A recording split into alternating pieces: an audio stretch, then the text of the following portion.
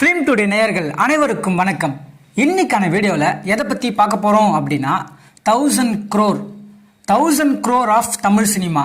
இது நடக்குமா நடக்காதுன்னு வாங்க வீடியோக்குள்ளே போய் பார்ப்போம். நம்ம சவுத் இந்தியாவை எடுத்துக்கிட்டிங்க அப்படின்னா தெலுங்கு, கன்னடம், மலையாளம். இங்கே மலையாளம் ஒரு சின்ன இண்டஸ்ட்ரி அப்படிங்கிறதுனால 1000 crore கொஞ்சம் கஷ்டம்தான். அதை தாண்டி சின்ன இண்டஸ்ட்ரி அப்படின்னு பார்த்தீங்கன்னா கர்நாடகா.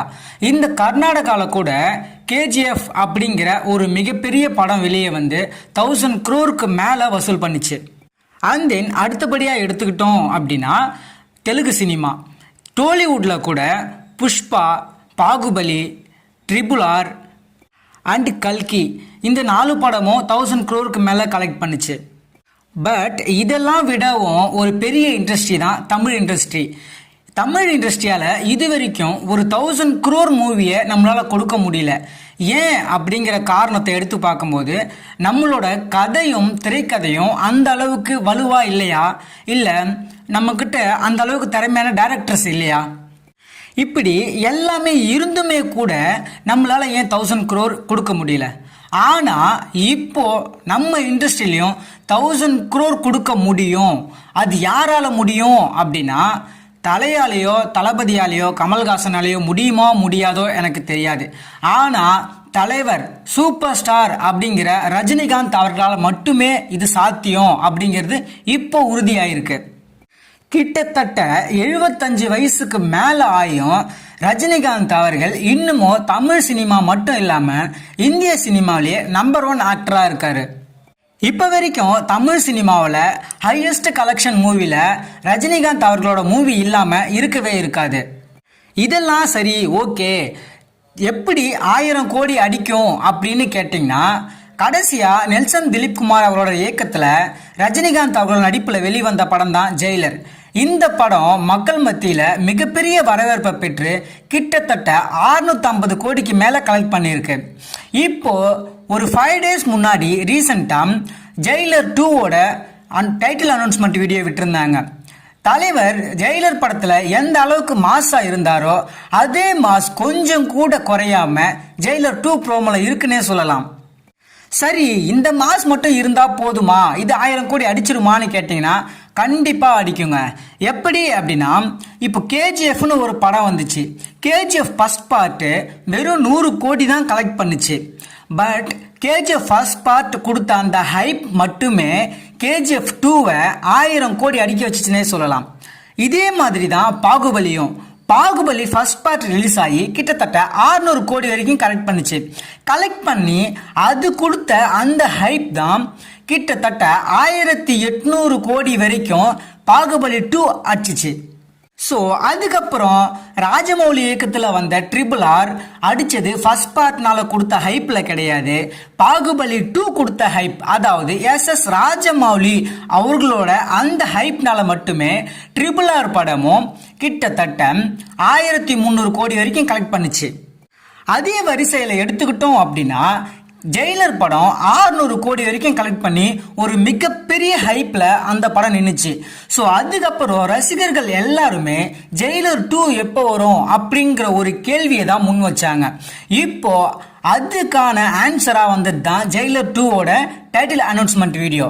கிட்டத்தட்ட இப்போ வரைக்கும் யூடியூப்ல ட்ரெண்டிங் நம்பர் 1ல 1.5 கோடி பேர் பார்த்துருக்காங்க.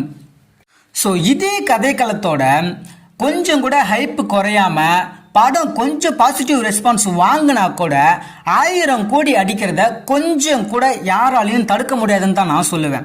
அண்ட் தென் இந்த படம் மட்டும் இல்லைங்க, அடுத்து ரிலீஸ் ஆக இருக்க கூலி படம், அதாவது லோகேஷ் கனகராஜ் அவங்க சூப்பர் ஸ்டாரை வச்சு டைரக்ட் பண்ற படம் தான் கூலி. இந்த படமும் 1000 crore அடிக்கிறதுக்கு 100% தகுதியான ஒரு படம் தாங்க. கூலிக்காக தனியா ஒரு பார்ட் 1 ரிலீஸ் ஆகி எந்த ஒரு ஹைப்பையும் கிரியேட் பண்ணல. இப்போ பார்ட் 2 ரிலீஸ் ஆக போறது இல்லை. இப்போ ரிலீஸ் ஆக போறதே ஃபர்ஸ்ட் பார்ட் தானே. இது எப்படி 1000 crore அடிக்கும் அப்படின்னு கேட்டீங்க அப்படின்னா அங்க நிக்கிறது தான் லோகேஷ் கனகராஜ் அப்படிங்கிற ஒரு பிராண்ட். கிட்டத்தட்ட லோகேஷ் கனகராஜ் இயக்கிய எல்லா படமும் பிளாக் பஸ்டர் ஹிட்டான படம் தாங்க. அவரு ஃபர்ஸ்ட் ரிலீஸ் பண்ண மாநகரமா இருக்கட்டும், அண்ட் தென் கைதி, விக்ரம், இப்போ ரிலீஸ் ஆன லியோ ஆல்சோ மிகப்பெரிய ஹிட்டான படம். ஸோ அதனாலேயே தமிழ் சினிமாவில் முக்கியமான டைரக்டர்ஸ்ல லோகேஷ் கனகராஜ் அவர்களும் ஒன்று. இப்போ அவரு கூட சூப்பர் ஸ்டார் அவர்கள் இணைஞ்சி பண்ற படம் தான் கூலி. இந்த படத்துக்கு இருக்கிற ஹைப்பு நான் சொல்லி தான் உங்களுக்கு தெரியணும்னு கிடையாது. கண்டிப்பா நார்த் சைட்ல மல்டிபிளெக்ஸ் தியேட்டருக்காக சைன் பண்ணி அதை அவங்களோட அக்ரிமெண்ட்டுக்கு ஏற்ற மாதிரி இந்த படத்தை ரிலீஸ் பண்ணாங்க அப்படின்னா 1000 crore கண்டிப்பா கிடைக்கும். தளபதிக்கு இருக்கிற ஃபேன் பேஸ்க்கு ஒரு நல்ல படம் கொடுத்தாரு அப்படின்னா கண்டிப்பா அது 1000 crore அடிக்கும். ஆனா இனிமே அதுக்கான சாத்தியம் கிடையாது. பிகாஸ் தளபதி அவர்கள் டிவிக்கே கட்சி ஸ்டார்ட் பண்ணி அது ஒரு கட்சியை வெற்றிகரமாகவே ரன் பண்ணிட்டு இருக்காருன்னே சொல்லலாம். ஸோ அவரு சினிமாக்கு எண்டு கார்டு போட்டாரு. தலையும் ஆல்சோ அவருக்கு இருக்கிற ஃபேன் பேஸ்க்கும் அவருக்கு இருக்கிற மார்க்கெட்டுக்கும் அவரோட படமும் ஒரு நல்ல ரெஸ்பான்ஸ் எடுத்துச்சு அப்படின்னா ஸோ 1000 crore கண்டிப்பாக கொடுக்கும். பட் ஆனால் அவரோட படம் 2 yearsக்கு ஒன்ஸ் ரிலீஸ் ஆகிறதுனால ஸோ அந்த படத்து மேலே அந்த அளவுக்கு ஹைப் வர்றதில்லைன்னே சொல்லலாம்.